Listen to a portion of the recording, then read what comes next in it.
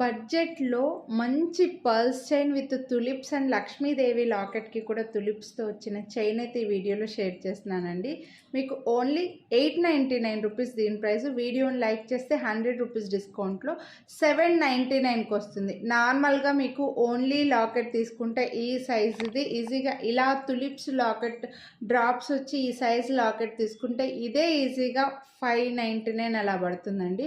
అటువంటిది మీకు ఇప్పుడు ఇంత పెద్ద చైన్ వచ్చి విత్ లాకెట్తో ఓన్లీ 799కి వస్తుందన్నమాట.